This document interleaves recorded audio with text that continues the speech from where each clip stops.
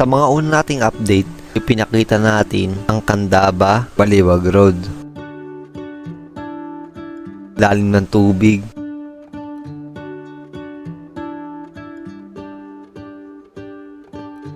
Pagtaas ng tubig sa dam at kung gaano ito kalalim. Sa video na ito, samahan nyo ako ipakita naman ang update matapos ang Bagyong Luis at Bagyong Maymay.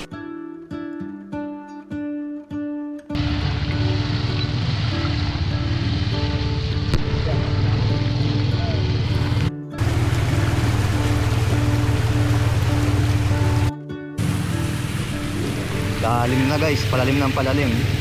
Ito, approaching na tayo sa bagong subdivision dito, yung Seria Baliwag. So, nandito siya. Kanya lang, ang inaano ko lalim. Ayan, ganyan.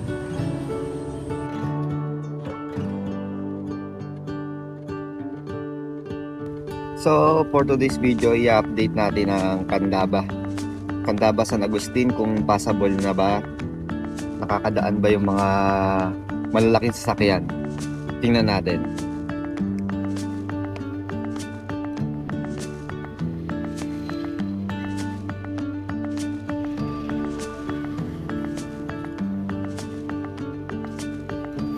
So dito wala nang baha, medyo umaaraw na. Try natin magpalipad ng drone para makita natin kung gaano kalawak yung inabot ng baha. Nandito tayo ngayon sa Bahay Pare Candaba.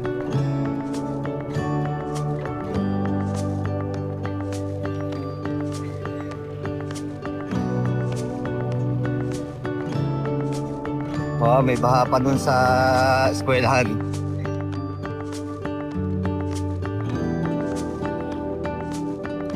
Ayan ang lagay ng tubig sa ilog. So mataas pa din, malakas pa rin yung agos niya. Dito tayo sa Bahay Pare.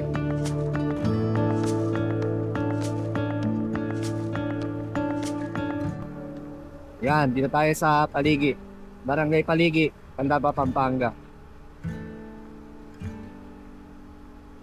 So may mga bangatan din,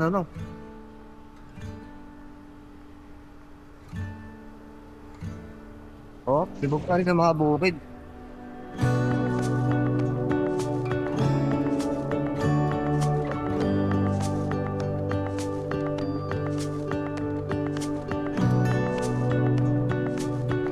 Ulit yung barangay hall, yung eskwelahan ng Paligi.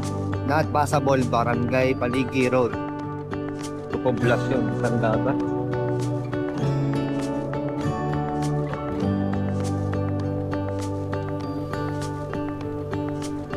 Yan, nakalagay doon, not passable. Tingnan natin kung kaya nating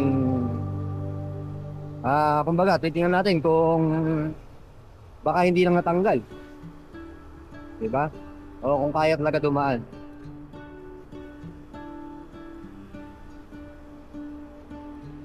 So yung panahon ngayon medyo umaaraw-araw na, So magandang sign to para sa ating mga kababayan, para mabilis din humupa yung baha.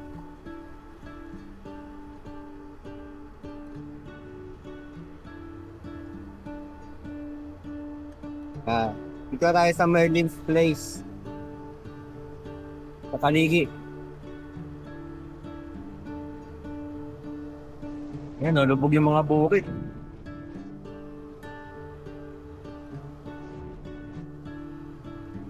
Grabe yung tubig.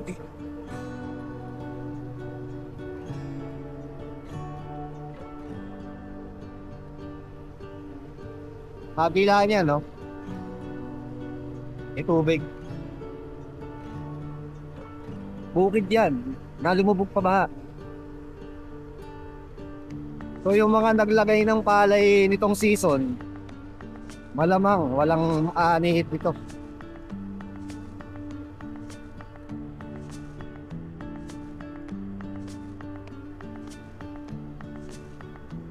Dami nagtitinda ng daga. So ganito dito pag bumabaha, napakaraming pumapasyal, parang mga turista.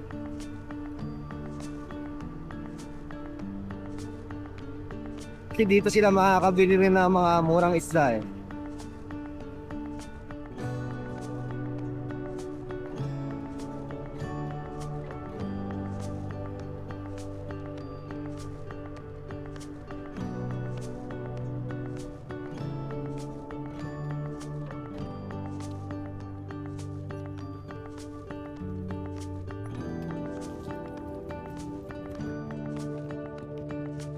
Yan, dito ulit tayo sa Nuestra Señora. Ay! Ang pinak ngayon, halos tubig na lang ang makikita. Patuloy pa rin ang pagtaas at paglawak ng baha, dahilan para tuluyang malubog ang ibang bahagi ng mga palayan at daanan. Kung susubukan mong tingnan mula sa kalsada, mahirap nang makita kung nasaan ang dating bukirin dahil halos natabunan na ito ng tubig at hanggang ngayon hindi pa rin tuluyang humuhupa ang baha. Sa mga nakatira at naghahanap buhay dito, malaking hamon ito dahil hindi lang mga kalsada ang apektado kundi pati ang kanilang kabuhayan.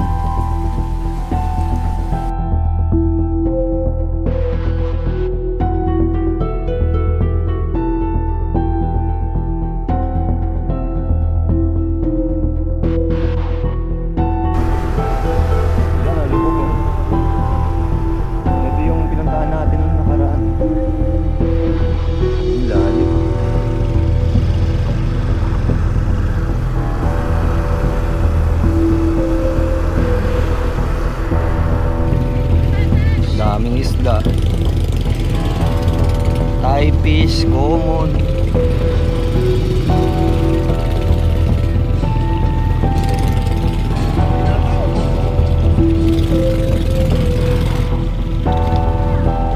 Wala, ang update natin ngayon ay not passable pa din.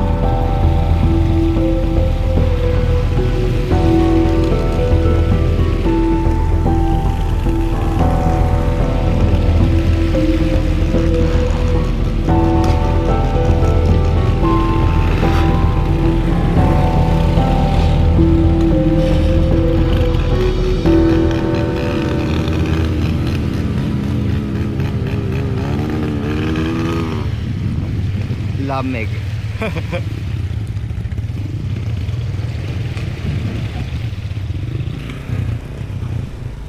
Lalim.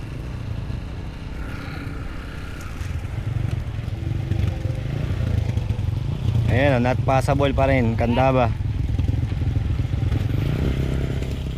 Candaba, Pinakandaba. Not passable pa din. Pati San Miguel.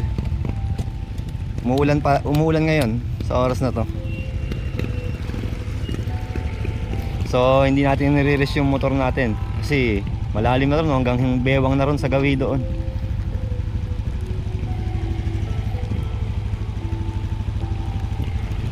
Tara. Ayan, naglilinis na lang sila ng motor.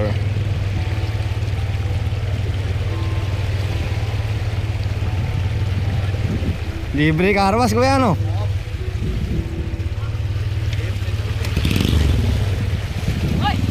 Lubog yung poultry mo.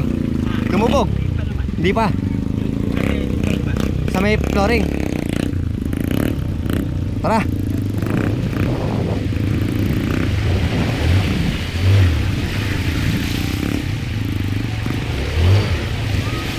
Sino ba talaga ang dapat sisihin?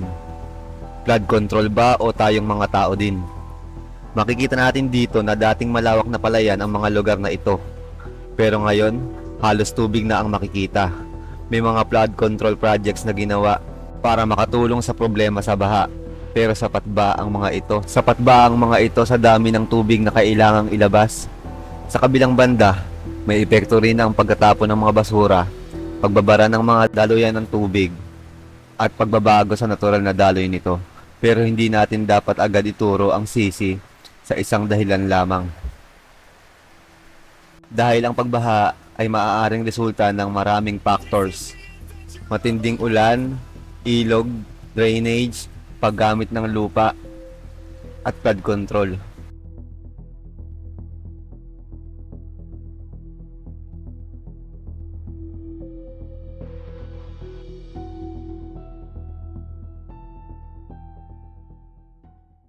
This is the adventure. adventure of